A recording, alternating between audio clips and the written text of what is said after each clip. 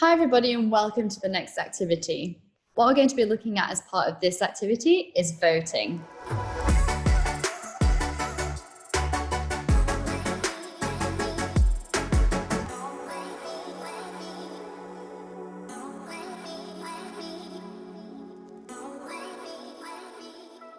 So voting is really good for determining one course of action or prioritizing the next steps.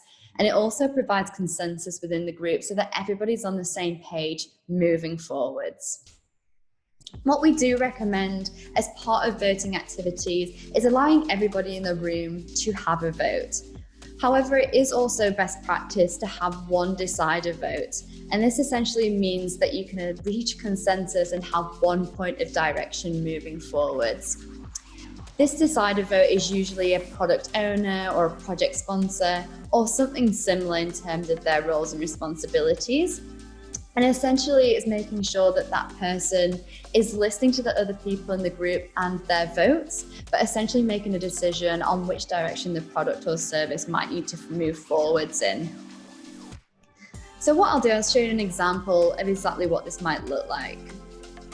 So what you can see on your page here is a voting activity in practice. So essentially, again, making sure that you have those clear instructions up front so that people understand what is expected of them as part of this activity. And then as you scroll down the page, essentially what we've done an example here is people voting against ideas that they like. But you could use voting against project goals, success measures, maybe a vision or a mission as part of that product or service. But we've just used sketching as an example here today.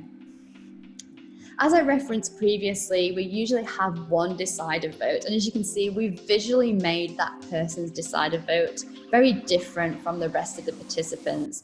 And that's just so I guess when you come to your analysis, you can clearly see the decider vote against all of the ideas and which direction you should be taking.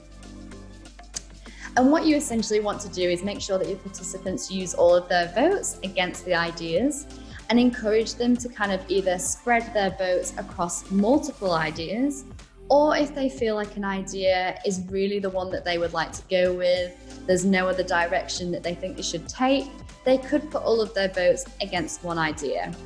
So let me show you an example. Let's say that participant 4 really likes idea 7. They can move all of their red dots onto number 7. Or if, for example, let's say participant 5 only likes 2, 3, and 8, then they could essentially move their dots onto those different concepts.